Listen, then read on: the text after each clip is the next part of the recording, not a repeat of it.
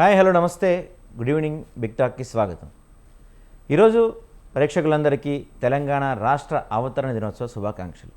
తెలంగాణ రాష్ట్రం ఏర్పడి 12 సంవత్సరాలైంది, అంటే ఒక పుష్కరమైంది. మరి తెలంగాణ ఏర్పడిన ఈ పుష్కరంలో ఉమ్మడి రాష్ట్రంలో మేళ విడిపోయాక అభివృద్ధి జరిగిందా? ఎందుకు? దశాబ్దాల సుదీర్ఘ పోరాటం, వేలాది మంది అమరుల త్యాగాలు, కోట్లాది మంది ఆకాంక్షల ఫలితంగా 2014 జూన్ 2వ తేదీన భారతదేశ పట్టణంలో 29వ ప్రత్యేక రాష్ట్రంగా ఆవిర్భవించింది తెలంగాణ. నేటికి సరిగ్గా 2 తెలుగు రాష్ట్రాలు విడిపోయి పుష్కరకాలం, అంటే దాదాపు 12 ఏళ్ళు అయినాయి. ప్రాంతాలుగా భౌగోళికంగా మనం 2 రాష్ట్రాలుగా విడిపోయి ఉండొచ్చు, కానీ ఎప్పటికీ తెలుగు జాతి అంతా ఒకటే. ఈ 12 ఏళ్ల పండుగ వేళ మనం ఒక కీలకమైన ఆత్మ పరిశీలన చేసుకోవాల్సిన అవసరం ఖచ్చితంగా ఉంది. ఏంటిది ఆత్మ పరిశీలన? ఏపీ నుంచి తెలంగాణ విడిపోయిన తర్వాత ఈ 12 ఏళ్లలో అసలు తెలంగాణలో జరిగిన వాస్తవ అభివృద్ధి ఏంటి? ఉమ్మడి పాలనలో ఎడారిగా మారిన తెలంగాణ గడ్డపై స్వరాష్ట్రంలో ఎన్ని సాగునీటి ప్రాజెక్టులు నిర్మితమయ్యాయి? నాడు విద్యావకాశాల కోసం అలమటించిన ఈ ప్రాంతంలో నేడు కొత్తగా ఎన్ని కాలేజీలు వచ్చాయి, ఎన్ని యూనివర్సిటీలు వచ్చాయి? ఒకప్పుడు కేవలం కొన్ని ప్రాంతాలకే పరిమితమైన రియల్ ఎస్టేట్ రంగం ఇవాళ తెలంగాణ వ్యాప్తంగా ఎంతలా డెవలప్ అయింది? నాడు ఉమ్మడి ఏపీలో కలిసి ఉన్నప్పుడు ఈ ప్రాంతంలో అభివృద్ధి బాగా జరిగిందా, లేక విడిపోయి ప్రత్యేక రాష్ట్రంగా ఏర్పడిన తర్వాతే తెలంగాణ అన్ని రాష్ట్రాలు దూసుకుపోతుందా? తెలంగాణ మోటివ్, తెలంగాణ ప్రత్యేక నినాదం నీళ్లు, నిధులు, నియామకాలు. ఈ 12 ఏళ్ల కాలంలో తెలంగాణ ఏర్పడిన తర్వాత నీళ్ల విషయంలో, నిధుల విషయంలో, నియామకాల విషయంలో తెలంగాణ బిడ్డలకి న్యాయం జరిగిందా? ఏర్పడిన తర్వాత తెలంగాణ రాష్ట్రం ఏర్పడిన తర్వాత 2 పరిపాలన చూసాం. బీఆర్ఎస్ పరిపాలన, ఇప్పుడు కాంగ్రెస్ పరిపాలన చూస్తున్నాం. ఈ 12 ఏళ్ల కాలంలో అమరవీరులకు కానీ, తెలంగాణ కోసం కొట్లాడిన విద్యార్థులకు కానీ, ఉద్యోగస్తులకు కానీ ఎవరికైనా న్యాయం జరిగిందా? అభివృద్ధిలో ఉమ్మడి రాష్ట్రంలో ముందుకెళ్ళామా, ఇప్పుడు ముందుకెళ్ళామా? తెలంగాణ బాగుందా, తెలంగాణ ఏర్పడిన తర్వాత బాగుందా? అభివృద్ధి అప్పుడు బాగుందా, ఇప్పుడు బాగా జరిగిందా? ఒకవేళ ఇప్పుడు అభివృద్ధి జరగకపోతే దానికి ఎవరు కారణం? ఈ అన్ని అంశాలు కూడా ఈరోజు మనం బిగ్ టాక్లో మాట్లాడదాం. సో ఈ 12 ఏళ్ల తెలంగాణలో అభివృద్ధి ఎంత జరిగింది, అప్పులు ఎంత అయినాయి, అప్పుడు తెలంగాణ బాగుందా, ఇప్పుడు తెలంగాణ బాగుందా? ఈ అంశం మనతో మాట్లాడటానికి మధుసూదన్ రావు గారు ఉన్నారు, ఎనలిస్ట్. మధుసూదన్ రావు గారితో మాట్లాడదాం. సార్ నమస్తే. సార్ నమస్తే అండి. సార్, అంటే 12 ఏళ్ల తెలంగాణలో అభివృద్ధి ఏ విధంగా జరిగింది? ఎందుకంటే గతంలో మిగులు బడ్జెట్ ఉన్న తెలంగాణ ఈరోజు దాదాపుగా 8 లక్షల కోట్ల అప్పులు, అంటే దేశంలోనే వేగంగా అప్పులు పెరిగిపోతున్న రాష్ట్రంలో తెలంగాణ దాదాపుగా నెంబర్ 1 స్థానానికి దూసుకెళ్తుంది.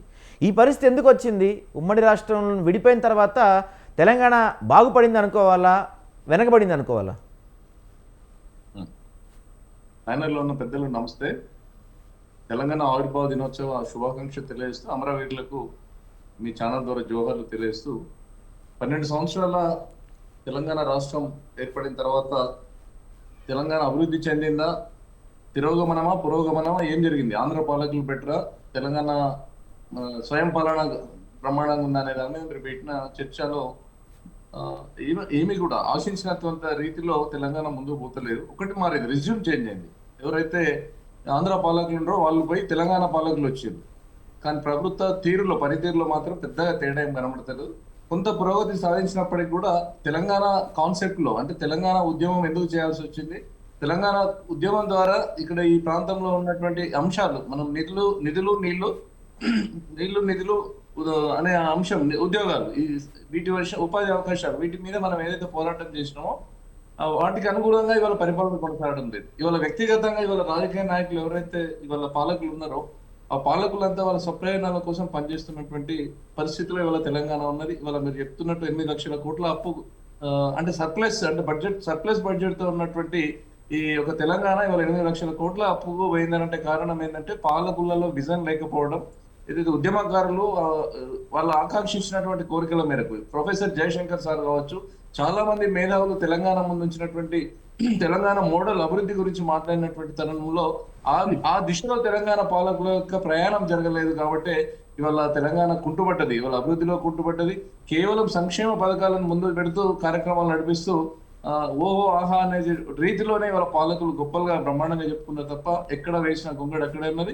ఇంకా కొన్ని సంస్థలు అయితే పూర్తిగా నిర్వీర్యం అయిపోయినటువంటి దుస్థితిలో ఇవాళ గతంలో ఆంధ్ర పాలకులు ఉన్నప్పుడు కొంత నయానో భయానో ఉమ్మడి ఆంధ్రప్రదేశ్ లో కొన్ని సంస్థలు పబ్లిక్ సెక్టర్ సంబంధించి ఆర్టీసీ కావచ్చు, సింగరేణి కార్పొరేషన్ సింగరేణి కావచ్చు, ఎలక్ట్రిసిటీ బోర్డు డిస్కిమ్ కావచ్చు, ఇవన్నీ కూడా కొంత ఒక ఒక పద్ధతి ప్రకారం నడిచేటి. ఇవాళ ఆర్టీసీ సర్వనాశనం అయిపోయింది. ఇవాళ సింగరేణిలో 55,000 కోట్ల అప్పులతోటి వాళ్ళ కూరుకుపోయింది. ఇవాళ వాళ్ళ జీతాలు కూడా ఇవ్వలేనటువంటి పరిస్థితిలో ఉన్నది. కొత్త మైన్స్ కూడా ప్రారంభించలేని స్థితిలో ఉన్నది. లక్ష చిల్లర ఉద్యోగాలు ఉన్న దాంట్లో 50% ఇవాళ ప్రైవేట్ వాళ్ళు కాంట్రాక్ట్ లేబర్ వచ్చేసి కూర్చున్నారు అక్కడ. ఇది చాలా భయంకరమైనటువంటి స్థితి. నీళ్ళకు సంబంధించిన అంశం దానికి పోతే కేవలం కాళేశ్వరం ఆ ప్రాజెక్ట్ కి సంబంధించినటువంటి అంశాలు ఏవైతే ఉన్నాయో దాదాపు 1,00,000 కోట్ల రూపాయలు వెచ్చించిండు. ఇక్కడి నుంచి మేడిగడ్డ, అన్నారం, సుందిల్ల ఈ 3 రిజర్వాయర్లతో లింక్ ఎక్కడైతే కొండపోచమ్మ, మల్లన్న సాగర్ వరకు పోయినటువంటి ప్యాకేజెస్ ఏవైతున్నాయో ఈ ప్యాకేజ్ లో కూడా పెద్ద ఎత్తున కుంభకోణాలు జరగడము ఆశించిన రీతిలో, అంటే ఒక ఎకరానికి నీళ్లకు మనం పెడుతున్నటువంటి ఖర్చు వచ్చినటువంటి దిగుబడి ఈ కంపేర్ చేస్తే చాలా పెద్ద ఎత్తున వేరియేషన్స్ వచ్చినాయి. దాని వరకు లాభం జరగలేదు. కానీ ఎవరి పార్టీలలో వాళ్ళు ఈ యొక్క తెలంగాణ మోడల్ మేము అభివృద్ధి చేసినామని చెప్పుకోవడానికే సరిపోతుంది తప్ప నిజంగా ప్రాపర్ గా అంటే ఇప్పుడు నేను ఈ మంచిర్యాల తెలంగాణలో ఇప్పుడు ఆదిలాబాద్ జిల్లాకు సంబంధించి గతంలో ఎల్లంపల్లి ప్రాజెక్టు, శ్రీపాద ఎల్లంపల్లి ప్రాజెక్టు ఉండే. ఆ ప్రాజెక్టు మీద రాజశేఖర రెడ్డి గారు ఉన్నప్పుడు రాత్రి ఒక 400 కోట్లు, బహుశా 400 కోట్ల రూపాయలు ఎస్టిమేషన్ పెరిగితే మనం గగ్గోలు పడ్డాం. ఇంత పెరిగింది అని చెప్పినప్పుడు మన టీవీలు ఛానల్ ఆ రోజుల్లో బాగా అవినీతి జరిగిందని చెప్పినటువంటి పరిస్థితి. దానికి ఇంటర్లింక్ గా మనం ప్రాణహిత చేయవల్ల ఏదైతే తుమ్మిడిహట్టి ప్రాంతం మహారాష్ట్ర ప్రాంతంలో బ్యారేజ్ కట్టుకున్నట్టయితే ఒకటేసారి మనం ఎత్తిపోస్తే ఇవాళ ఎల్లంపల్లి ప్రాజెక్టు వరకు వాటర్ వస్తుండే, మళ్ళీ అక్కడి నుంచి లిఫ్ట్ చేస్తే హైదరాబాద్ కూడా పోయేటువంటి హైదరాబాద్ తాగునీటికి సాగునీటికి అన్ని అవసరాలు తీర్చేటువంటి ఒక కార్యక్రమం ఉండే. చాలా మంది జలానికి సంబంధించిన నిపుణులు, విద్యాసాగర్ లాంటి మేధావులు అందరూ కూడా మనకు ప్రపోజ్ చేసిండ్రు. అయినా కూడా వచ్చినటువంటి గవర్నమెంట్ అప్పుడు కేసీఆర్ ప్రభుత్వం వచ్చిన తర్వాత వారు ఏదైతే మనం ఉద్యమ సమయంలో మాట్లాడినటువంటి అంశాలు ఏవైతున్నాయో ఏవి కూడా పరిగణలోకి తీసుకుపోవడం అది చాలా బాధాకరము. దాన్ని తుమ్మిడిహట్టు చేయాల్సినటువంటి అంశాన్ని తీసుకుపోయి కాళేశ్వరం దగ్గర మేడిగడ్డ ప్రాంతంలో కట్టడము, తర్వాత సుందిల్ల ప్రాజెక్ట్ కట్టడము, ఇవాళ అది పిల్లర్స్ కూలిపోవడము, మరి అంత ఇన్వెస్ట్ చేసినటువంటి ప్రాజెక్టు ఇవాళ నిరుపయోగంగా 3 ప్రాజెక్టులు ఇవాళ నిరుపయోగం అయిపోయినాయి. కేవలం మళ్ళీ అదే పాత ఎల్లంపల్లి ప్రాజెక్టు ద్వారానే SRSP కడెం ప్రాజెక్ట్ లో వచ్చిన ఫ్లడ్ తోటి ఈ ప్రాజెక్టు బ్యాలెన్స్ గా పెట్టుకొని మనం ఇవాళ ఎత్తిపోతల పథకాన్ని పెట్టుకోవడం అనేది ఇవాళ చూస్తుంటే ఎంత ఫండ్స్ ఇవాళ మిస్యూజ్ అయినాయి అనేవి మనం వాస్తవాలు మాట్లాడుకుంటే ఫండ్స్ అన్ని కూడా మిస్యూజ్ అయిపోయినాయి. ఇది చాలా బాధాకరమైనటువంటి అంశం. అయితే మధుసూదన్ గారు అయితే సరే, తెలంగాణ కోసం ఒక ఉద్యమం జరిగింది, ఆ తర్వాత ఒక నియంత పాలన నడుస్తుంది రాష్ట్రంలో, అది పోవాలని కూడా ఒక ఉద్యమం జరిగింది. మేము ఎంతో చేసేస్తాం, అద్భుతం చేస్తాం, పాత రోజులు తీసుకొస్తాం అని చెప్పి కాంగ్రెస్ ప్రభుత్వం వచ్చి ఇప్పుడు దాదాపుగా 200 సంవత్సరాలు అయింది. ఏదైతే గత హయాంలో బీఆర్ఎస్ చేసిన తప్పుల్ని ఈ కాంగ్రెస్ ప్రభుత్వం కంటిన్యూ చేస్తుంది తప్ప వీళ్ళు వచ్చిన తర్వాత కూడా పెద్దగా మార్పు ఏం కనపడలేదు కదా, ఎందులో కూడా, నీళ్ళలో కావచ్చు, నిధుల్లో కావచ్చు, నియామకాల్లో కావచ్చు. ఏమంటారు మీరు? వారసత్వం అనేది తీసుకుంది కాంగ్రెస్ పార్టీ, కొత్తగా ఏం లేదు. కాంగ్రెస్ పార్టీలో ఎవరున్నారండి? ఇప్పుడు టిఆర్ఎస్ పార్టీలో గతంలో పనిచేసినటువంటి వాళ్ళే అక్కడ ఉన్నటువంటి మంత్రులే మళ్ళీ ఇక్కడ కూర్చున్నారు. వాళ్ళు ఇక్కడ పార్టీలు మారినంత తప్ప వ్యక్తులు మారలే, పరిపాలన మారలే. వ్యక్తులు ఒక రేవంత్ రెడ్డి ముఖ్యమంత్రి మారారు, కేసీఆర్ మారారు, కానీ లోపల ఉన్నటువంటి మనుషులంతా మళ్ళీ వాళ్ళే ఉన్నారు. కాబట్టి పెద్ద పరిపాలనలో ఏం తేడా లేదు. చేసినటువంటి అప్పులు ఏవైతున్నాయో అప్పుల కొనసాగింపుగానే ఇంకా తెలంగాణ ముందుకు పోతున్నటువంటి పరిస్థితి తప్ప ఎక్కడ వేసిన కొంగడి ఏ అంశం చూసుకున్నా కూడా, విద్య కావచ్చు, వైద్యం కావచ్చు, నీటి పారుదల రంగానికి సంబంధించి కావచ్చు, ఎలక్ట్రిసిటీకి సంబంధించి కావచ్చు, ఇవాళ ఆర్టీసీ మనము చూస్తున్న పరిస్థితి, ఆర్టీసీలో నిర్బంధము గురి చేసినటువంటి కేసీఆర్ ని దించివేయాలి. ఈ 10 సంవత్సరాలు ఆర్టీసీని మొత్తం సర్వనాశనం చేసిండని చెప్పి దించేస్తే వీళ్ళని అద్భుతంగా చేస్తారనుకుంటే ఇవాళ ఈవీ వెహికల్స్ వచ్చినాయి, బస్సెస్ వచ్చినాయి, అన్ని ప్రైవేట్ బస్సెస్. ఇవాళ హైదరాబాద్ లో ఒక పెద్ద కుట్ర జరగబోతుంది. హైదరాబాద్ లో అసలు డీజిల్ బస్సెస్ ఉండదు, పర్యావరణానికి ముప్పుగా ఉన్నాయని చెప్పి ఒక కారణం చూపించి అక్కడ మొత్తం ఇవాళ ప్రైవేట్ బస్సులు పెట్టి ఆర్టీసీ మొత్తం కూడా బయటకు వెళ్ళే ప్రయత్నం చేస్తుంది. ఇప్పటికీ ఆర్టీసీలో ఎంప్లాయ్మెంట్ లేదు, ఆర్టీసీలో ఉద్యోగులు లేవు, ఆర్టీసీ వాళ్ళకు భయంకరమైన స్థితిలో నిర్బంధంలో వాళ్ళ ఉద్యోగాలు చేస్తున్నటువంటి పరిస్థితి. అది కేసీఆర్ చేసిన పరిస్థితే. అక్కడ కార్మిక సంఘాలు అన్నింటినీ కూడా రద్దు చేసిండ్రు. ఆయన ఒక నియంతలాగా రద్దు చేసిన తర్వాత కాంగ్రెస్ పార్టీ ఇక్కడ ఎలక్షన్లు పెడతాము, బ్రహ్మాండంగా ఆర్టీసీని మేము ప్రభుత్వం రంగంలోకి చేర్చుకుంటాము, మీకు ఉద్యోగ భద్రత కల్పిస్తామని చెప్పిన 2.5 సంవత్సరాల తర్వాత మళ్ళీ మొన్న స్ట్రైక్ నిరసనలకు పోయిన తర్వాత మళ్ళీ పిలిచి చర్చలకు పెట్టి దాదాపు మళ్ళీ ఒక 1 నెల రోజులు వస్తుంది. ఎక్కడ వేసిన కొంగడు అక్కడే ఉన్నది, ఎక్కడ కూడా దాన్ని ముందుకు పోతలేదు. ఇట్లా అంటే ఏ రంగం చూసినా కూడా కేవలం ఈ యొక్క పైసలు భూములు అమ్మాలి, వచ్చిన పైసల్ని రైతు బంధుకు దశల వారీగా ఇవ్వాలి, ఇట్లా అక్కడక్కడ పెట్టుబడులు పెట్టి ఓహో ఆహా అని మెరిపిస్తున్నారు తప్ప ఒక ప్రాపర్ గా ఒక ప్రణాళిక సిద్ధంగా ముందుకు పోయేటువంటి పరిస్థితి లేదు. కారణం ఏంటంటే గతంలో తెలంగాణ ఉద్యమం సమయంలో మాట్లాడినటువంటి ఉద్యమకారులు కావచ్చు, మేధావులు కావచ్చు, వివిధ రాజకీయ పార్టీల్లో ఉన్నటువంటి తెలంగాణ కోసం పనిచేసినటువంటి ప్రాణత్యాగాల కోసం కూడా ముందుకు ఉరికేసినటువంటి వర్గాలు ఏవైతే ఉన్నాయో వాళ్ళు చెప్పినటువంటి సూచనలను ఇవాళ ఏ ఒక్క పార్టీ కూడా ఇవాళ కాంగ్రెస్ కావచ్చు, అంతకుముందున్న బీఆర్ఎస్ కావచ్చు, ఎక్కడ కూడా వాళ్ళు ఈ యొక్క విషయాలను పరిగణలోకి పోకపోవడం మూలంగానే ఇవాళ ఈ తెలంగాణకు చాలా ఈ యొక్క దరిద్రం దాపురించింది. కారణము ఇవాళ పాలకులలో నిజాయితీ లేదు, చిత్తశుద్ధి లేదు. ఇవాళ కేసీఆర్ గారిని కుటుంబ పాలన, కేటీఆర్, హరీష్ రావు, కవిత, సంతోష్ రావు వీళ్ళే కుటుంబ పాలన వేలాది కోట్ల రూపాయల స్కాములు చేసిండ్రు. వీళ్ళ ప్రజలకు భూములు లేవు, వాళ్ళ భూములన్నీ గుంజుకున్నారు. ఈ తెలంగాణలో ఉన్నటువంటి చెరువులు మాయమైపోయినాయి, ప్రభుత్వ భూములు మాయమైపోయినాయి. ఈ ధరణి పోర్టల్ వచ్చింది, ధరణి భూభారత్ వచ్చింది. ఈ స్కామ్ లో ప్రజలు, రైతులంతా కూడా, రైతులు, చిన్న చిన్న కమతాలు ఉన్నటువంటి పేద ప్రజలందరూ కూడా వాళ్ళ భూములు ఒకరి పేరు నడుస్తున్న భూములు ఇంకొక ప్లేస్ లో పోవడం, వాళ్ళంతా ఇలా అయోమయం, గందరగోళం పరిస్థితుల్లో ఇవాళ తెలంగాణ ప్రజలు. గతంలో పట్టువారీలు ఉంటుండే, విఆర్ఓ వ్యవస్థ ఉంటుండే, అవన్నీ కూడా రద్దు చేసి ఒక సిస్టమ్ లో పట్టుకొస్తామన్నారు. ఏ ఒక్క సిస్టమ్ కూడా డెవలప్ అవ్వాలి.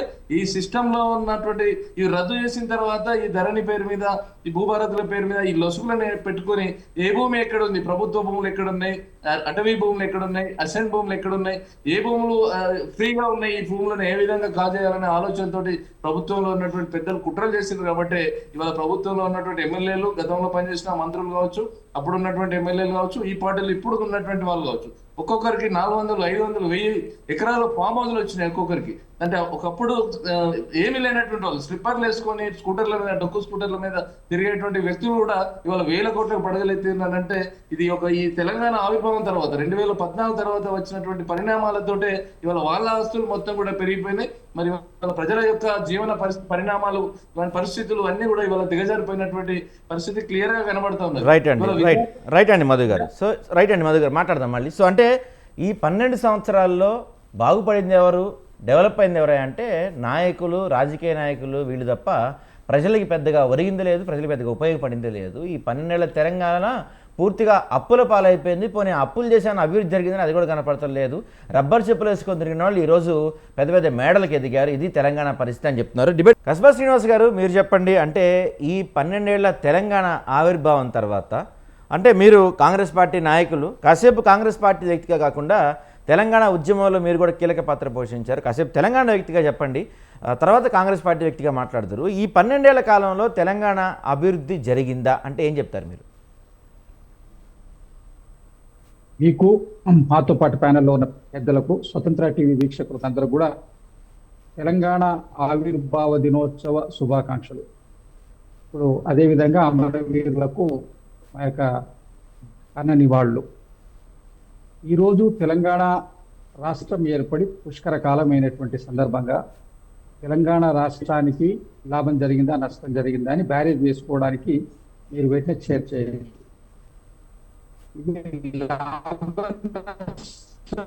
బ్యారేజ్ చేసుకునేటువంటి ప్లాట్ఫామ్ కాదండి. తెలంగాణ ఆత్మగౌరవానికి సంబంధించినటువంటి అంశం. అస్తిత్వం నిలబెట్టుకునే క్రమంలో రాష్ట్రంగా ఏర్పడ్డది. ఏర్పడ్డ తర్వాత అది ఒక ఆ వ్యవస్థ ఎదిగేటువంటి క్రమం లోపల మొదలు వచ్చినటువంటి పరిపాలకులు చేసినటువంటి కొన్ని తప్పిదాల వల్ల దీని యొక్క ఫలితాలు తప్పు అని కనబడేటువంటి ఆస్కారం చూపించాలని చెప్పి అందరూ ప్రయత్నిస్తున్నారు. కారణం ఏంటంటే చాలా వరకు ఉన్నటువంటి వాళ్ళందరూ కూడా ఆంధ్రప్రదేశ్ తోటి కలిసి ఉండంగానే తెలంగాణకు లాభం జరిగింది అని చెప్తున్నారు. కాకపోతే దీనికి ఒక పూర్వాంశాలు నేను కొన్ని చెప్పదలుచుకున్నాను. మసోన్ రావు గారు ప్రస్తుత అంశాల గురించి చెప్పారు, నేను గతం గురించి కొన్ని అంశాలు చెప్తాను. నేను ఆంధ్రప్రదేశ్ రాష్ట్రంగా ఉన్నప్పుడు అసలు తెలంగాణ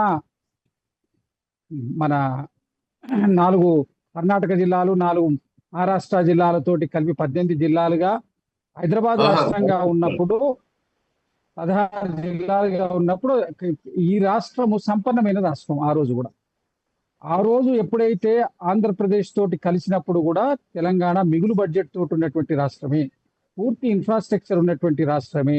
మొన్న కేసీఆర్ కూలగొట్టి కట్టినటువంటి సెక్రటరియట్ కూడా నిజాం నవాబు గారు కట్టించింది. దాంట్లో తర్వాత కొన్ని డి బ్లాక్ అని, జే బ్లాక్ అని కొన్ని బిల్డింగ్స్ మాత్రమే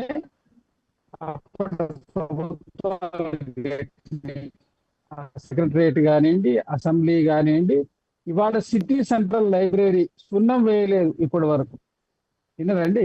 సిటీ సెంట్రల్ లైబ్రరీ బిల్డింగ్ సున్నం కూడా పూర్తిగా స్థాయిలు వేసే పరిస్థితులు, అలాంటి బిల్డింగ్స్ ఎస్టాబ్లిష్మెంట్ అంతా నిజాం సమయం లోపలే యూనివర్సిటీ కానివ్వండి, నిజాం సాగర్ ప్రాజెక్ట్సే కానివ్వండి, తర్వాత హోస్పేట్ డ్యామ్ మీకు అక్కడ కర్ణాటకలో ఉంది, చాలా పెద్ద డ్యామ్ హోస్పేట్ డ్యాము, అనేకమైనటువంటి అభివృద్ధి జరిగినటువంటి ప్రాంతం తెలంగాణ. దీని తర్వాత ఇదివరకు ఉన్నటువంటి ఫండ్ సెస్ వచ్చేసి రెవెన్యూ అండ్ ఎక్సైజ్ రెండే. ఇప్పుడు అనేక రకాలైనటువంటి పన్నులు, అప్పుడు కాలం ఉన్న రెండే పన్నులు, ఒకటి రెవెన్యూ, ఇంకోటి ఎక్సైజ్ డ్యూటీ.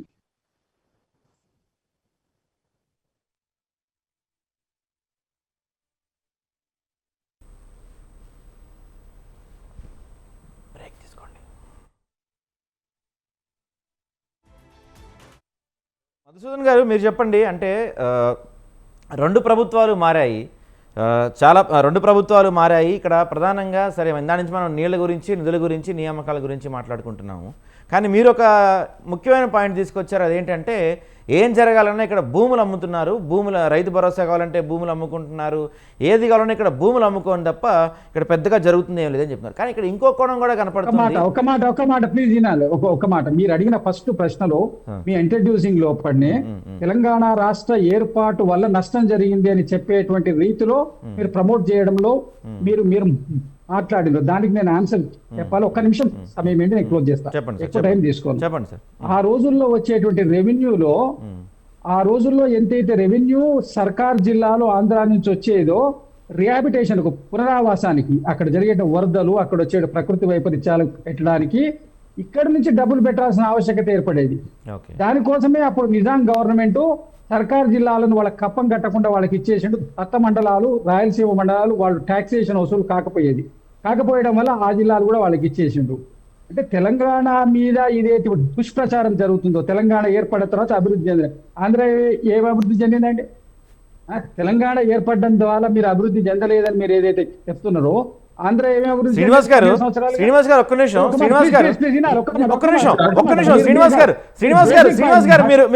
శ్రీనివాస్ గారు ఇక్కడ అభివృద్ధి జరగలేదు అని ఎవరు చెప్పలేదు, ఎవరు మాట్లాడలేదు. ఇక్కడ మేము చెప్తుంది ఏంటంటే మన పరిపాలన వచ్చిన తర్వాత, మన ప్రభుత్వాలు వచ్చిన తర్వాత అభివృద్ధిలో ముందుకెళ్ళామా వెనకబడామని అన్నాం. కానీ మేము ఎక్కడా కూడా తెలంగాణ ఏర్పడిన తర్వాత నష్టం జరిగిందనే మాట మేము ఎక్కడా వాడలేదు. మీరు ఆ పదం వాడతాం కరెక్ట్ కాదు శ్రీనివాస్ గారు, ఆ పదం మేము ఎక్కడా యూజ్ చేయలేదు. మీరు డిబేట్ ను తీసుకుపోయే రూటే తెలంగాణ ఏర్పడడం రాంగు అని చెప్పలేదు. లేదు అసలు అంశమే కాదు శ్రీనివాస్ గారు, మీరు తప్పుగా ఆ అంశం మేము ఎత్తుకోలేదు. మేము మాట్లాడుతుంది ఏంటి, ప్రత్యేక రాష్ట్రం ఏర్పడిన తర్వాత అభివృద్ధిలో వెనకబడ్డామా ముందుకెళ్ళామా, ఏ ప్రభుత్వం వల్ల ఇబ్బంది జరుగుతున్నామని తప్పించి తెలంగాణ ఏర్పడతాం నష్టం జరిగిందని మేము ఎక్కడా మాట్లాడలేదు ఆ పదం. మీరు ఆ రోజు కూడా ఆంధ్ర వల్ల తెలంగాణకు వచ్చినటువంటిది ఏమీ లేదు, అక్కడ వాళ్ళు వచ్చి ఇక్కడ బాగుపడ్డారు, ఇక్కడ నుంచి సంపద అక్కడికి పోయింది. మీరు ఫండ్స్ లో తీసి పువ్వులను కొట్టి చూసుకోండి, ఎంత రెవెన్యూ వచ్చింది, అక్కడికి ఎంత డైవర్ట్ అయింది, ఇక్కడికి ఎంత పెట్టింది అన్నది. మీరు ఒకటి ఏంటంటే తెలంగాణ రాష్ట్రం ఏర్పడడం అన్ని విధాలు అనివార్యం కాదని ఎవరంటం లేదండి. ఇప్పుడు శ్రీనివాస్ గారు మీరు ఒక్క మాట వినాలి. శ్రీనివాస్ గారు మీరు ఒక్క మాటనండి. మేము ఈ చర్చ పెట్టింది, శ్రీనివాస్ గారు ఈ డిబేట్ పెట్టింది మేము తెలంగాణ ఏర్పడిన తర్వాత అప్పులు ఎవరి పరిపాలనలో ఎక్కువైనాయి అనే అంశం పైన తప్ప తెలంగాణ ఏర్పడతాం అనివార్యం కాదా లేదా అనే అంశం కాదు. మీరు రాంగ్ అర్థం చేసుకున్నారు. ఈ చర్చ పెట్టింది ఏర్పడిన తర్వాత ఏ ప్రభుత్వం ఎక్కువ నష్టం జరిగిందనే అంశం పైన. ప్లీజ్ మిమ్మల్ని కాదు, టోటల్ మీడియా ఇప్పుడు ఏం ప్రయత్నం చేస్తుందంటే తెలంగాణ ఏర్పాటు వల్ల నష్టం జరిగిందని ప్రజలకు. ఏమి నష్టం జరగలేదు. పరిపాలకుల లోపం ఉంటే ఈ పరిపాలకుడు పోతే ఇంకో పరిపాలకుడిని పెట్టుకుంటారు, ఆ పరిపాలకుడు బాగా చేయకపోతే ఇంకో పరిపాలకుడిని పెట్టుకుంటారు. ఈ రాష్ట్రం సంపన్నమైన రాష్ట్రం. హస్కానా దక్కన్ అంటే 10 రకాల ఖనిజాలు ఉన్నటువంటి సంపన్నమైనటువంటి ప్రాంతం. ఈ ప్రాంతాన్ని ఎవరు అభివృద్ధి చేయాల్సినటువంటి అవసరం లేదు. ఈ ప్రాంతం ఎవరు చేస్తే అభివృద్ధి కాలే. చంద్రబాబు నాయుడు గారి వాళ్ళని ఏం చేసినా అయితే ఎవరు కట్టలే. నిజాం నవాబ్ చేసినటువంటి అభివృద్ధిని కంటిన్యూషన్ వచ్చింది. ఇక్కడ ఉన్నటువంటి క్లైమేటికల్ అడ్వాంటేజ్ వల్ల ఇక్కడ డెవలప్మెంట్ వచ్చింది. అప్పులు అయినాయి, ఎసెట్స్ కూడా క్రియేట్ అయినాయి. కాకపోతే గత ప్రభుత్వంలో ఉన్నటువంటి కేసీఆర్ గారు తన యొక్క నియంతృత్వ ధోరణితోటి అతను ఏకపక్ష నిర్ణయాలు తీసుకొని కాళేశ్వరం లాంటి ఒక పెద్ద ప్రాజెక్టును, వైబుల్ కాని ప్రాజెక్టును పెట్టుకొని ఈ రాష్ట్రాన్ని దివాళ తీయించడంలో ఆయన ఒక ముఖ్య పాత్ర పోషించారు. వారు చేసిన మంచి పనులు కూడా ఉండొచ్చు. భూములు అమ్ముకుంటూ ఇచ్చిందంటే ఇప్పుడు చంద్రబాబు నాయుడు గారి టైంలో భూములు అమ్మడం అనేది స్టార్ట్ అయింది. అంతకుముందు లేదండి. భూములు అమ్మేటువంటి కార్యక్రమం హైటెక్ సిటీ కట్టి పుట్టున్నటువంటి ప్రభుత్వ భూములన్నింటినీ కూడా వాళ్ళకి కావాల్సిన సంస్థలకు పెట్టి అమ్మించుకున్నాడు. ఆ సంస్కృతి ప్రారంభం చేసింది వారే.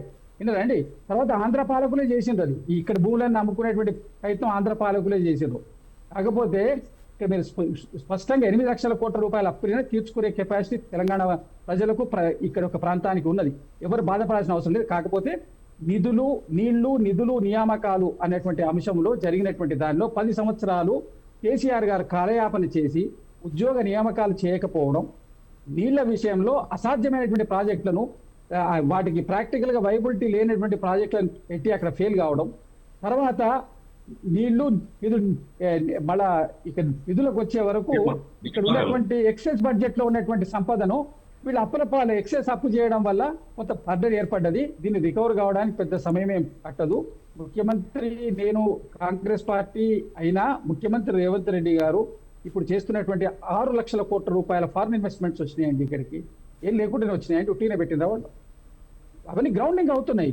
గ్రౌండింగ్ ఏంటంటే ఈ ఫలాలు కనబడారు 10 ఏళ్ళు పడుతుంది, ఇంకొక 5 సంవత్సరాలు పడుతుంది. ఇప్పుడు ఎప్పుడైతే పివి నరసింహారావు గారు ఆర్థిక వీటి రిఫార్మ్స్ పెట్టినప్పుడు ఎప్పుడే వచ్చినాయా? 2004-05 తర్వాత వచ్చినాయి రిఫార్మ్స్ యొక్క ఫలితాలు. అప్పుడు అందరూ ఆయన ఫెయిల్యూర్ అన్నారు. ఆ తర్వాత ఇప్పుడు అందరూ కూడా ఆయన రిఫార్మ్స్ కు ఆయన కితామవడం చెప్పుకునేటువంటి ఆస్కారం వచ్చింది. ఏదైనా ఇప్పుడు మౌలికమైనటువంటి మనం సక్సెస్ కావడానికి కావాల్సిన అన్ని వీటిలో రేవంత్ రెడ్డి గారి ప్రభుత్వం ముందుకు పోతుంది. కేసీఆర్ గారు చేసినటువంటి కొన్ని తప్పిదాల వల్ల ఈ రాష్ట్రం మీద అధికమైనటువంటి భారం అడ్డమాట వాస్తవం. వారు అశ్వన్ గారు క్లియర్గా చెప్పిండ్రు అవన్నీ. నేను దాని గురించి ఎందుకు ప్రస్తావిస్తున్నాయంటే వారు ఆయన ఫ్రీలాన్స్ లో ఉన్నారు కాబట్టి వారు బ్రహ్మాండంగా చెప్పింది. నేను దాన్ని వారు చెప్పిన దాన్ని ఏకీభవిస్తూ మీరు తెలంగాణ చరిత్రను ఏర్పాటు అనేది తప్పు అన్న అంశాన్ని మీరు ఏర్పరిచేటువంటి ప్రజల దృష్టికి తీసుకుపోవడం అనేది తప్పండి. ఆంధ్రతోటి శ్రీనివాస్ గారు మీరు మళ్ళీ అదే టాపిక్ వస్తున్నారు. శ్రీనివాస్ గారు, మేము ఎక్కడా కూడా తెలంగాణ ఏర్పాటు తప్పు అనే అంశం మేము ఎక్కడా ప్రస్తావించలేదు. First point. తర్వాత మేము క్లియర్ మా పాయింట్ ఏంటంటే తెలంగాణ ఏర్పడిన తర్వాత ఏ ప్రభుత్వంలో దగా జరిగింది, ఎవరు లాభపడ్డారు, ఎవరు నష్టపోయారనే అంశంపైనే మా చర్చ తప్పించి ఎక్కడా కూడా తెలంగాణ ఏర్పాటు అనివార్యం కాదని కానీ తెలంగాణ ఏర్పాటు వల్ల నష్టం జరిగింది కానీ మేము ఎక్కడ మాట్లాడలేదు. మీరు 2-3 సార్లు అదే మాట అన్నారు, దాన్ని మీరు వెనక్కి తీసుకోవాలి. తర్వాత మనతో పాటు బీఆర్ఎస్ తరపున బీఆర్ఎస్ పార్టీ నుంచి వెంకటేశ్వర్లు గారు ఉన్నారు. వెంకటేశ్వర్లు గారు నమస్తే అండి. వెంకటేశ్వర్లు గారు నమస్తే. వినపడుతుందా? వినపడుతుందండి. సో ఈ తెలంగాణ ఏర్పడిన ఈ పుష్కర కాలంలో తెలంగాణ ఇప్పుడు గతంలో మిగులు బడ్జెట్ ఉన్న తెలంగాణ ఇప్పుడు దాదాపు 8 లక్షల కోట్ల అప్పులు పాలైందన్న. దీని మొత్తానికి ప్రధానంగా బీఆర్ఎస్ కారణం. బీఆర్ఎస్ యొక్క నియంత పాలన, బీఆర్ఎస్ జరిగిన అన్ని అంశాల వల్లే ఇప్పుడు తెలంగాణ ఇలా అప్పులు పాలైపోయిందని చెప్తున్నారు కాంగ్రెస్ వాళ్ళు. ఏమంటారు మీరు? గుడ్ ఈవినింగ్ స్వతంత్ర టీవీకి. ఇప్పుడు నేను ఏమంటున్నానంటే కాంగ్రెస్ వాళ్లకు కళ్ళు ఉండి చూడలేని కబోదులు ఉంటారు. నేను ఏమంటున్నానంటే ఏ రాష్ట్ర ప్రభుత్వం అయినా ఎఫ్ఆర్బిఎం గైడ్ లైన్స్ ను, ఆర్బీఐ గైడ్ లైన్స్ ను, కేంద్ర ప్రభుత్వ గైడ్ లైన్స్ ను పాటిస్తుంది. ఏ రాష్ట్రం అయినా ఆర్బీఐ కానీ ఎఫ్ఆర్బిఎం గైడ్ లైన్స్ అని పాటించకుండా అప్పులు చేయదు. ఓకే, అప్పులు చేసిన మాట వాస్తవం. బీఆర్ఎస్ పార్టీ 10 సంవత్సరాలలో 5-6 లక్షల కోట్లు అప్పులు చేసిందంటే 100% అప్పులు చేసినాము. 30 లక్షల కోట్ల సంపద సృష్టించినాము. భారతదేశంలో పర్ క్యాపిటా గానీ జీడిపి గానీ పెంచినాము. ఒక గ్రామానికి వెళ్తే ఒక ట్రాక్టర్ ఇచ్చి హరితవనాలు పెట్టి స్పోర్ట్స్ కాంప్లెక్స్లు పెట్టి భారతదేశంలో ఏ గ్రామ పంచాయతీ అభివృద్ధి చెందని స్థాయిలో తెలంగాణ 10 సంవత్సరాలు అభివృద్ధి చెందిన మాట వాస్తవం. అది మేం చెప్పట్లేదు, నీతి ఆయోగ్ చెప్తుంది, కేంద్ర ప్రభుత్వం చెప్తుంది, మొన్న పార్లమెంట్ లో కూడా చెప్పింది. నేనేమంటున్నంటే కాంగ్రెస్ వాళ్ళని సూటిగా అడిగేది, మేము ఎఫ్ఆర్బిఎం గైడ్ లైన్స్ ప్రకారం అప్పులు చేస్తే రేవంత్ రెడ్డి గారు వచ్చిన తర్వాత మొన్నటికి మొన్న 4% పెంచమని ఎందుకు వెళ్ళిండు ఎఫ్ఆర్బిఎం దగ్గరికి? మేము చేసిన 5 సంవత్సరాల అప్పులల్లా 2.5 సంవత్సరాలు అంటే 30 నెలలల్లా ఆయన 3 లక్షల కోట్లు అప్పు చేసిండు. నేను ఏమంటున్నంటే సూటి ప్రశ్న, మొన్నటికి మొన్న నియోపోలిస్ లో 10,000 కోట్లు అప్పు తెచ్చిండు ఐసిఐసిఐ బ్యాంకు డబ్బులు పెట్టి. 30 నెలలల్లా 30 దుక్కుల టెండర్లు పెట్టి ఆయన రియల్ ఎస్టేట్ వ్యాపారం చేస్తాడు తప్ప అడ్మినిస్ట్రేషన్ చేయడం లేదు. ఇదే కేసీఆర్ గారి గవర్నమెంట్ లో పర్ మంత్ ఇన్కమ్ 18,000 కోట్లుంటే ఇలా రేవంత్ రెడ్డి గారు వచ్చిన తర్వాత 15,000 కోట్లకు ఎందుకు పడిపోయిందండి? అంటే ఆయన చేస్తున్న పరిపాలన, ఈయన చేస్తున్న రాజకీయమా? ఏ ముఖ్యమంత్రి అయినా తన అడ్మినిస్ట్రేషన్ డెవలప్ చేసుకోవడం కోసం, ఒక పరిపుక్త, ఒక రాజకీయ విజ్ఞత కోసం ప్రజలను పరిపాలించాలంటే నువ్వు పర్ క్యాపిటా పెంచాలి, ఇన్కమ్ పెంచాలి, స్టేట్ ఇన్కమ్ పెంచాలి. స్టేట్ ఇన్కమ్ పెంచకుండా హైడ్రా పేరు మీద, మూసీ పేరు మీద, కులగణన పేరు మీద, ఇంధనాల పేరు మీద, ఇప్పుడు కామారెడ్డి డిక్లరేషన్ పేరు మీద, వరంగల్ డిక్లరేషన్ పేరు మీద నయవంచన చేసిండు రేవంత్ రెడ్డి. అందుకనే ఎవ్రీ డే సోషల్ మీడియాలో వాళ్ళు కిందికి దిగజారిపోతున్నారు. ఓకే, గత ప్రభుత్వంలో 9.5 సంవత్సరాలు మా డెవలప్మెంట్ మీద ఇప్పుడు రేవంత్ రెడ్డి 30 నెలల పరిపాలన మీద ఛాలెంజ్ చేస్తున్నా ఎంత జరిగిందనేది.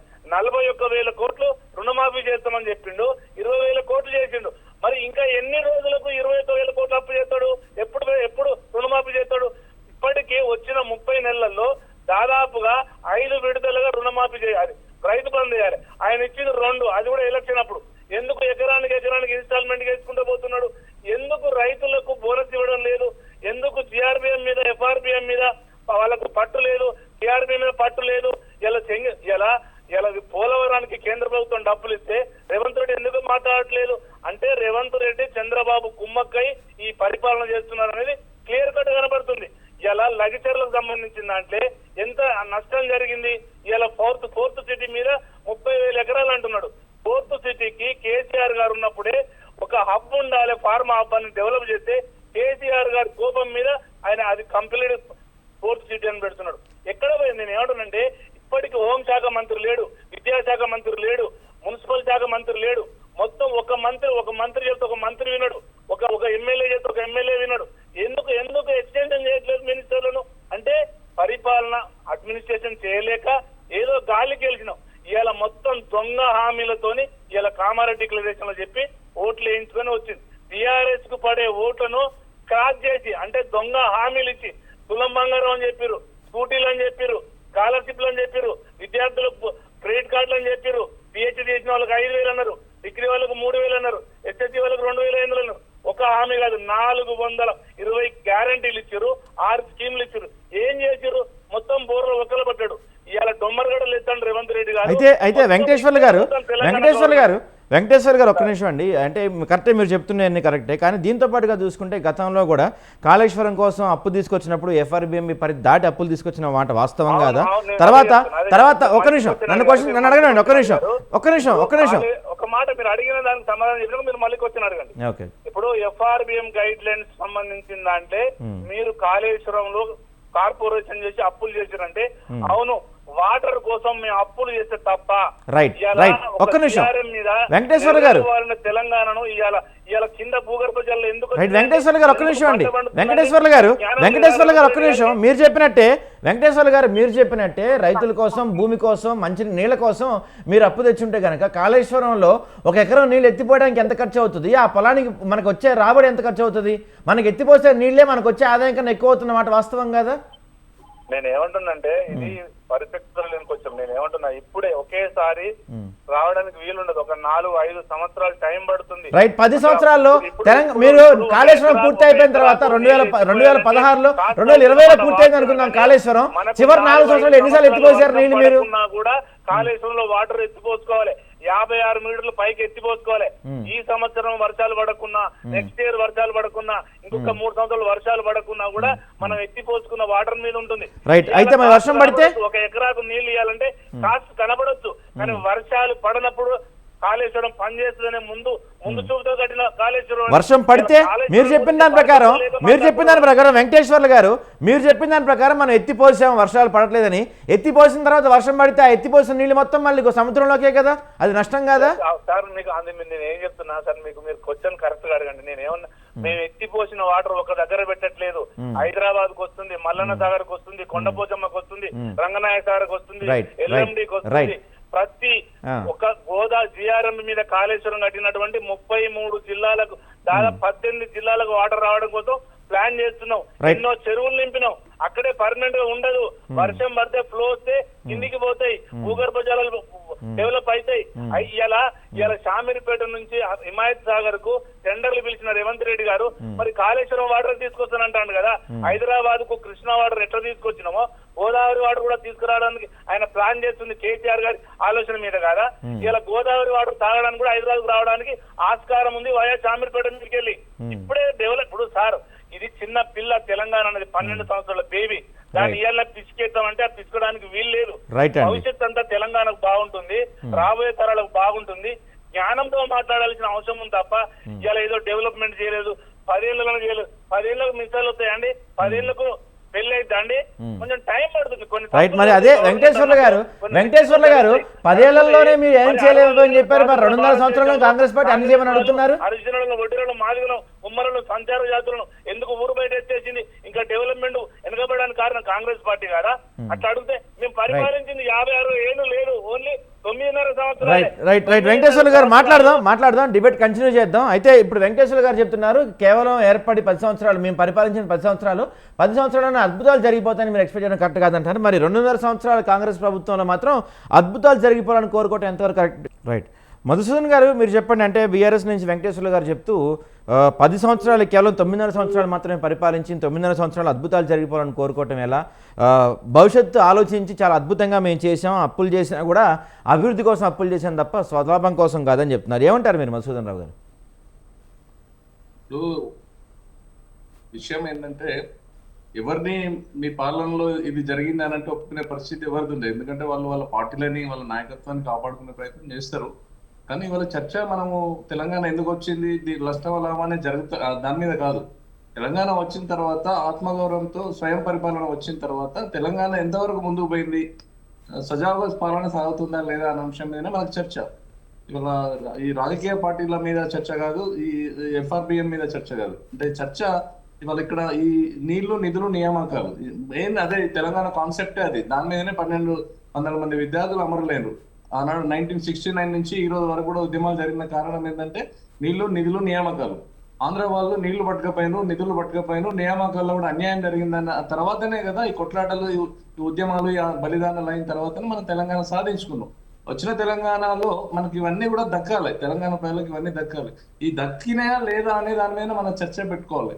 అప్పుడు కూడా కేసీఆర్ గారు మొదటగా వచ్చినప్పుడు ప్రభుత్వం ఏర్పాటైన తర్వాత నవజాత శిశువు ఇది కాబట్టి కొంత టైం పడుతుంది అని చెప్పి ఒక 5 ఏళ్ళు మనం కూడా ప్రజలు మేధావి వర్గాలు కానీ ఎవరు కూడా ప్రశ్నించలేదు, అడగలేదు. సరే ఒక 5 ఏళ్ళు పరిపాలన కొత్త ముఖ్యమంత్రి అంతా కొత్తగా ఏర్పడినటువంటి రాష్ట్రం కాబట్టి కొన్ని సమస్యలు ఉంటాయని చెప్పి 5 సంవత్సరాలు ఎవరు కూడా అవన్నీ అడగలేదు. కానీ మళ్ళీ 5 సంవత్సరాలు కూడా వారికి ప్రభుత్వం ఇచ్చిన తర్వాత ఇక్కడ ఉన్నటువంటి వ్యవస్థలు ఇవాళ అన్ని వ్యవస్థలు కూడా వాళ్ళు చెప్తున్నారు కావచ్చు, రైతు బంధు వచ్చింది, ప్రాజెక్టులు పెట్టినాము, నీళ్లు పెరిగినాయి, ఇవన్నీ అంటున్నారు కావచ్చు. కానీ ఇవాళ 2 సంవత్సరాల నుంచి ఇవాళ కాళేశ్వరం ప్రాజెక్టు కింద 3 ప్రాజెక్టులు ఇవాళ బంద్ ఉన్నాయి. Sundilla project, Annaram project, Medigadda. ఈ 3 ప్రాజెక్టులలో ఒక చుక్క కూడా ఆపట్లేదు. అవన్నీ కూడా సముద్రంలో కలిసిపోతున్నాయి, కిందికి ఆంధ్రాకి వెళ్ళిపోతున్న పరిస్థితి. అప్పుడు అవే పంటలు పండుతున్నాయి, ఇప్పుడు అంతకంటే ఎక్కువ పండుతున్నాయి అని చెప్పి ఉత్తర్ కుమార్ రెడ్డి వారు బ్రహ్మాండమైన పంటలు పండుతున్నాయి ఎల్లంపల్లి ప్రాజెక్టు ద్వారా అంటారు. సరే, ఎల్లంపల్లి ప్రాజెక్ట్ నుంచి వస్తున్నటువంటి వాటర్ ఈ కేసీఆర్ గారు డెవలప్ చేసినటువంటి పైన ఉన్నటువంటి నంది మేడారం దగ్గర కావచ్చు, అటు వెల్గటూరు అవతల కావచ్చు, పంప్ సెట్ పంపులు ఏవైతున్నాయో లక్ష్మీ పంప్ హౌస్, అటువంటి పంప్ హౌస్లతో ఆ చెరువులతోటి వాటర్ సోర్స్ పెరిగింది. ఇది ఎల్లంపల్లి ప్రాజెక్టు ద్వారా కట్టినటువంటి లింక్ లో వాళ్ళు డెవలప్ అయింది. అయితే ఇక్కడ ఉన్నటువంటి అప్పుడు విద్యాసాగర్ రావు గారు కూడా తెలంగాణ ఉద్యమంలో వాటర్ సోర్స్ మీద చాలా పెద్ద ప్రజెంటేషన్ చేశారు. అప్పుడు కేసీఆర్ గారు కూడా ఉండిరి. వారు చెప్పినటువంటి సూచన మేరకు తుమ్మిడిహట్టు కాడ కట్టుంటే ఈ యొక్క బడ్జెట్ ఏదైతుందో ఈ దగ్గర ఒక 15-20 వేల కోట్ల రూపాయలు కిందనే పోయినాయి. ఎల్లంపల్లి ప్రాజెక్ట్ నుంచి కిందనే ఖర్చు అయిపోయినాయి. ఆ పైసలు మనకు మిగిలి ఉండేవి అవి తుమ్మిడిహట్టు కాడ కట్టుంటాయి. ఎందుకంటే అప్పటికే 15-20 వేల కోట్ల రూపాయలు ఆదిలాబాద్ జిల్లా, ఉమ్మడి ఆదిలాబాద్ జిల్లాలో సిప్పూరు తాలూకా నుంచి ఈ బెల్లంపల్లి మంచిర్యాల వరకు కూడా కెనాల్స్ సిస్టమ్ డెవలప్ చేసారు. పైప్ లైన్, కెనాల్స్, బ్రహ్మాండంగా రిజర్వాయర్స్ సంబంధించి ల్యాండ్ ఎక్వేషన్, వాళ్ళ డబ్బులు ఇవ్వడం అన్ని కూడా జరిగినాయి. దాన్నే అక్కడ కొంత ఒక 30 వేల కోట్లు సంథింగ్ అమౌంట్ ఉండే అప్పుడు ఆ రోజుల్లో. ఇప్పుడు బడ్జెట్ పెరుగుతుంది. అది కన్స్ట్రక్షన్ చేస్తుంటే మనకు ఈ యొక్క పవర్ అనేది డిస్కమ్ల మీద మనకు భారం పడేది అనేది లేకపోతుండే. వాళ్ళు పవర్ భారం అనేది డిస్కమ్ల మీద విపరీతంగా పడుతూ ఉన్నది. ఇవాళ సింగరేణి సంస్థలకు ఇవాళ డిస్కమ్లు జెన్కోలు ఇస్తున్నటువంటి ఇవ్వాల్సినటువంటి పైసలు దాదాపుగా 1,000 కోట్ల రూపాయలు, ఇవాళ 58,000 కోట్లు అనుకుంటా, బహుశా 58,000 కోట్ల రూపాయలు ఇవాళ సింగరేణికి ఇవాళ బకాయిలు ఉన్నాయి.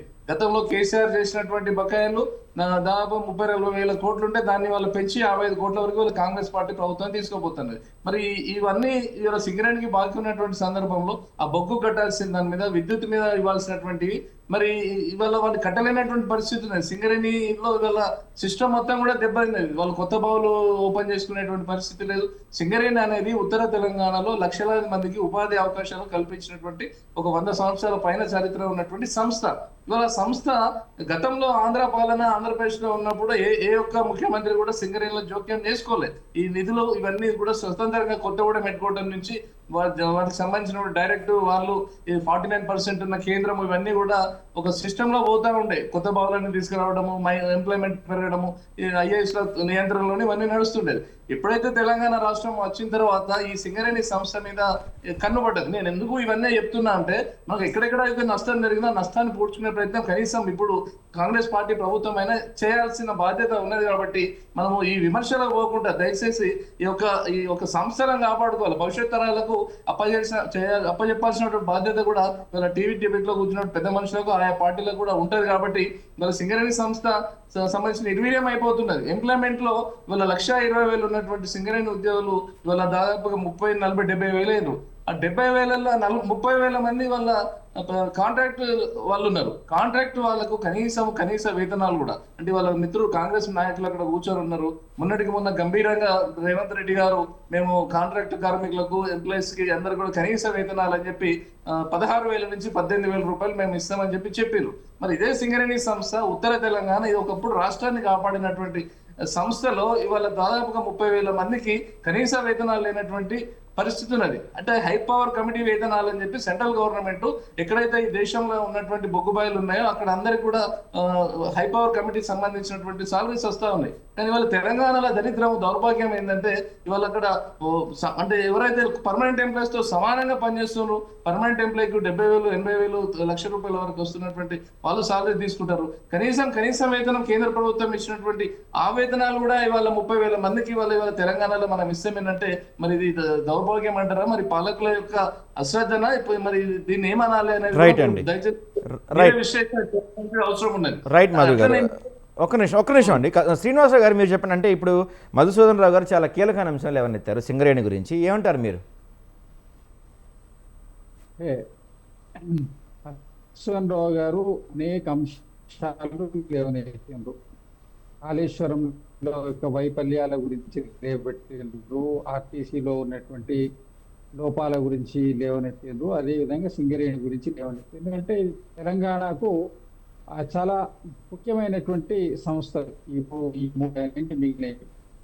అయితే వారు లేవనెత్తిన ఒక నిమిషంలో కాళేశ్వరం యొక్క దాంట్లో ఇమ్మీడియట్ కట్టాలనే ప్రాజెక్టును ప్లాన్ మార్చి 36,000 కోట్లు 35,000 కోట్ల ప్రాజెక్టును at a time 72 crores 75 crores పెంచేసి దాన్ని చేసినారు. అయితే ఇప్పుడు అక్కడ దానికి కూడా అంత అవసరం లేకుండే తెలంగాణ మొత్తం గొలుసుకట్టు చెరువుల ఉన్నది. కాకతీయుల కాలం నాడు ఏర్పరిచినటువంటి గొలుసుకట్టు చెరువులు ఉన్నాయి. కొంత ప్రాంతానికి లిఫ్ట్ చేస్తే అక్కడ నుంచి అన్ని చెరువులకు పోయేటువంటి ఆస్కారం ఉండే.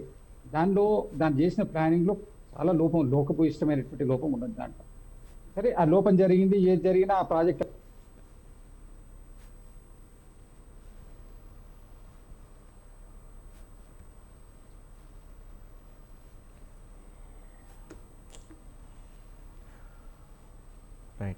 రైట్. సో చిన్న టెక్నికల్ ఇష్యూ వచ్చింది. మధుసూదన్ గారు కంక్లూడ్ చేయండి మీరు ఫైనల్గా. అంటే మీరు చెప్పారు చాలా కీలక అంశాలు, చాలా అద్భుతమైన అంశాలు మీరు లేవనెత్తారు. అంటే సరే, ఇప్పుడు మీరు చెప్పినట్టు పొలిటికల్గా హలో చెప్పండి, పొలిటికల్గా దీని గురించి చర్చ, పొలిటికల్గా ఒక పార్టీని ఒకరు విమర్శించుకోవటం, ఇవన్నీ టైం వేస్ట్ అవ్వరాలు. అంటే సరే, జరిగిందంతా జరిగిపోయింది. ఇప్పటికైనా తెలంగాణలో ఎలాంటి పరిపాలన వస్తే మనం కోరుకున్న నిధులు నియామకాలు మనకు వచ్చే అవకాశం ఉంటుంది? సింగరేణి పైన, ఆర్టీసీ పైన, ఇలాంటి తెలంగాణ ప్రభుత్వ రంగ సంస్థలపైన ఎలాంటి నిర్ణయాలు తీసుకుంటే తెలంగాణ ప్రగతి రథంలో దూసుకెళ్లే అవకాశాలు ఉంటాయి? అంటే తెలంగాణ పునరుద్ధరణ, తెలంగాణ భవిష్యత్తు ప్రణాళికలు ఒక పద్ధతి ప్రకారంగా ఒక ఆలోచన ప్రకారంగా ప్రభుత్వాలు నడుస్తలేవండి. ఇవి ఏ రోజుకి ఆ రోజు, ఏ పూట కా పూట మాటలు పెట్టుకుంటూ దాటేసుకుంటూ వెళ్ళిపోతా ఉన్నారు. ఏ సమస్య వస్తే ఆ సమస్యను దాటేసి వెళ్ళిపోవడం. నిన్న వచ్చిర్రు రేవంత్ రెడ్డి గారు ఆశీర్వాద పర్యటన చేసిర్రు. అక్కడ ఒక గూడెంలో ఇల్లు కట్టించినాము, అయిపోయిందని చెప్పేసి వెళ్ళిపోయారు. మరి ఇక్కడ ఇల్లు కట్టించినటువంటి రేవంత్ రెడ్డి గారు అక్కడ 700 ఇండ్లు భూదానాయకన బోర్డుకి సంబంధించినటువంటి ప్రాపర్టీలు 700 ఇండ్లు కూలిపోయినాయి. మరి 700 కుటుంబాలు నడి రోడ్డు మీద పడిపోయినాయి కదా ఇవాళ. మరి ఇవాళ ఒక పాలకుడు అక్కడ ఇల్లు కట్టి ఇవ్వడం, ఇక్కడ కూలగొట్టడము. ఇంకొకటి ఈ యొక్క నేను చెప్తున్నటువంటి ఇప్పుడు సంస్థలు, సింగరేణి సంస్థ కావచ్చు, ఆర్టీసీ కావచ్చు, ఆర్టీసీ సంబంధించి కేసీఆర్ గారు ఉన్నప్పుడు ఆ సంస్థ నిర్వీర్యమైంది. అప్పుడే ప్రైవేట్ బస్సెస్ వచ్చినాయి, ఎంప్లాయీస్ వచ్చిండ్రు, 40 రోజుల 30 మంది కార్మికులు చచ్చిపోయినారు, అప్పుడు ఆత్మహత్యలు చేసుకున్నారు. ఆ అంశం మీద రేవంత్ రెడ్డి గారు బ్రహ్మాండంగా మాట్లాడిన తర్వాత నేను అన్ని చేస్తాను. మొన్నటి కూడా అంటే నేను ఇవన్నీ ఎందుకు చెప్తున్నా అంటే ఈ చర్చలలో ఈ యొక్క సంస్థలను కాపాడుకోవాలి. ఇవాళ ఆర్టీసీని కాపాడుకోవాల్సినటువంటి బాధ్యత తెలంగాణ ప్రజలకు ఉన్నది. కాబట్టి తెలంగాణ ప్రజలు ఏదైతే ఈవీలు ఏవైతే వస్తున్నాయో, ఎలక్ట్రానిక్ బస్సెస్ ఏవైతే వస్తున్నాయో, ఇది ఆర్టీసీ కొనాలి. ఆర్టీసీ కొనట్లేదు. ఈ ఆర్టీసీ మొత్తం దాన్ని రూట్స్ ఇస్తుంది, కండక్టర్ మనోడే ఉంటాడు, అన్ని మనమే ఉంటాయి, కానీ బస్సు ప్రైవేట్ వాడు ఉంటాడు. దానికి సెంట్రల్ గవర్నమెంట్ సబ్సిడీ ఇస్తుంది. మరి ఆ సబ్సిడీ ఇచ్చేటువంటి సెంట్రల్ గవర్నమెంట్ స్కీమ్ ని ఆర్టీసీ కార్పొరేషన్ సంస్థనే ఎందుకు తీసుకొని బస్సులే నడిపించదు, ఎందుకు నడిపించలేకపోతుంది? గతంలో డీజిల్ సంబంధించి మిషనరీకి సంబంధించిన దాంట్లో నష్టాలు వచ్చినా కూడా అప్పుడు ఉన్నటువంటి ప్రభుత్వాలు నడిపించినాయి. మరి వాళ్ళ లాభాల బాట నడుతున్నటువంటి ఈవీలను, ఈ వెహికల్స్ ఎందుకు తీసుకోలేకపోతుంది? ఎంప్లాయ్మెంట్ ఎందుకు జనరేట్ చేయలేకపోతుంది? తక్కువ వేతనాలతోటి వాళ్ళ ప్రైవేట్ బస్సులలో ఉన్నటువంటి డ్రైవర్లకు తక్కువ వేతనాలు ఇచ్చి బస్సు నడపడం వల్ల వాళ్ళ కుటుంబాలు కూడా ముందు సాగుతలేవు కదా, వాళ్ళ బ్రతుకుల జీవనోపాధి కూడా, వాళ్ళ కుటుంబాల భారం కూడా వాళ్ళ మీద పడుతున్నటువంటి సందర్భం కదా. మరి ఇవన్నీ కూడా ఆలోచించాల్సినటువంటి అంశం ఉన్నది. ఇంకోటి విద్యకు సంబంధించిన దాంట్లో కూడా చాలా అద్భుతమైనటువంటి బడ్జెట్ పెడతారు, అలొకేట్ చేస్తారు అనుకున్నాం. మన ఆకునూరి మురళి గారు కూడా వారు స్పెషల్ గా దీనికి కమిషన్ గా ఉండి వారు వివిధ దేశాలు తిరిగి వచ్చిన తర్వాత వారు రిపోర్ట్ ఇచ్చారు. రిపోర్ట్ ఇచ్చిన తర్వాత ఈ యొక్క తెలంగాణలో ఉన్నటువంటి ఈ ప్రైవేట్ స్కూల్స్ కావచ్చు, కాలేజెస్ కావచ్చు, ఈ యాజమాన్యాలను కంట్రోల్ చేయాలి, ఫీజులను నియంత్రణ చేయాలని చెప్పి చాలా గొప్పగా మాట్లాడారు. చాలా సంతోషం అనిపించింది. మధ్యతరగతి వాళ్ళకి సంబంధించిన కావచ్చు, చాలా మందికి ఇది ఒక ఊరట కలుగుతుంది, కొంతమంది ఫ్రీ ఎడ్యుకేషన్ ఇవ్వాలని అనుకున్నాం. తర్వాత ఇమీడియట్లీ వాళ్ళ ఆకునూరి మురళి గారు రిజైన్ చేసి వెళ్ళిపోయారు. ఇవాళ ఆ విద్యా సంవత్సరాన్ని 10th నుంచి 10+2 అంటే ఇంటర్మీడియట్ కూడా ఈ యొక్క స్కూలింగ్ లను నడిపిస్తామని చెప్పినటువంటి ఈ ప్రభుత్వము ఇమీడియట్లీ ఈ యొక్క ప్రైవేట్ స్కూల్స్ యాజమాన్యాలు కాలేజీల ఒత్తిళ్లకు ఇమీడియట్ అది మార్చేసుకున్నారు. అంటే ఇవి ప్రజలు గమనిస్తూ ఉంటారు, అంటే ప్రజలకు అర్థమైతే లేవు, చూస్తలేరు అని అనుకుంటారు. గతంలో టీఆర్ఎస్ ప్రభుత్వం చేసిన తప్పులను చూసిన కాబట్టి వల్ల ప్రజలు మార్పును కోరి రేవంత్ రెడ్డిని నమ్మిరు. రేవంత్ రెడ్డి తెలంగాణ ఉద్యమంలో లేరు, తెలంగాణ సహకరించలేదు, ఏనాడు కూడా మాట్లాడలేదు. ఆనాడు తెలుగుదేశం పార్టీలో ఉండిరు వారు. అయినా కూడా ఆయన చెప్పినటువంటి మాటలు కాంగ్రెస్ పార్టీలో కొనసాగడము నమ్మి వాళ్ళకి రేవంత్ రెడ్డి గారిని అక్కడ కూర్చోబెట్టి పాలన కొనసాగించిన తర్వాత కూడా ఈ రోజు కూడా ఏ వ్యవస్థలో కూడా మార్పు వస్తలేదు. ఇవాళ ఎంప్లాయ్మెంట్ జనరేట్ కావాలి. తెలంగాణలో కావాల్సింది భూములమ్మి పథకాలకు, సంక్షేమ పథకాలు పైసలు కట్టడం కాదు, మనిషి జీవన ప్రమాణాలు పెంచుకోవాలి. వాడు ప్రజలు వాళ్ళగా స్వతహాగా కొనుగోలు శక్తి పెంచుకునేటువంటిది, ఉపాధి అవకాశాలు పెంచుకునేటువంటి అవకాశాన్ని వాళ్ళ ప్రభుత్వాలు కల్పిస్తలేవు. నీకు 200 కరెంట్ ఇస్తా, ఇవాళ సెంట్రల్ గవర్నమెంట్ ఇచ్చే 6 కిలోల బియ్యం ఇస్తా, వీటితోటే బ్రతకండి అనేటువంటి పాలసీలో ఇవాళ ప్రభుత్వాలు పోతున్నాయి తప్ప ఈ ఇండస్ట్రీస్ పాలసీని ఎందుకు పట్టుకొస్తలేరు? వాళ్ళు 6 లక్షల కోట్ల వస్తున్నాయి పెట్టుబడులు అని చెప్పి పెద్దలు చెప్తారు, సంతోషం రావాలి. కానీ ఎక్కడ ఇవాళ రైట్ మధుసూదన్ రావు గారు. సో ఇది తెలంగాణ ఏర్పడి 12 సంవత్సరాల తర్వాత పరిస్థితి. అంటే గత బీఆర్ఎస్ కావచ్చు, ఇప్పుడు నడుస్తున్న కాంగ్రెస్ కావచ్చు, ఏదైతే తెలంగాణ కోసం మనం కొట్లాడామో నీళ్లు నిధులు నియామకాల కోసం, ఆ విషయంలో ఈ రెండు ప్రభుత్వాలు కూడా పూర్తి స్థాయిలో కాన్సన్ట్రేషన్ చేయట్లేదు. వాళ్ళు స్వలాభాల కోసం, వాళ్ళ కుటుంబ ఆస్తులు పెంచుకోవడం కోసం మాత్రమే నడుస్తున్నాయి అనేది ప్రధానంగా తెలంగాణ అనిపిస్తున్న చర్చ. ఇది ఇవాళ బిగ్ టాక్లో అంశం. రేపటి బిగ్ టాక్లో మళ్ళీ కలుద్దాం. కీప్ స్వతంత్ర టీవీ.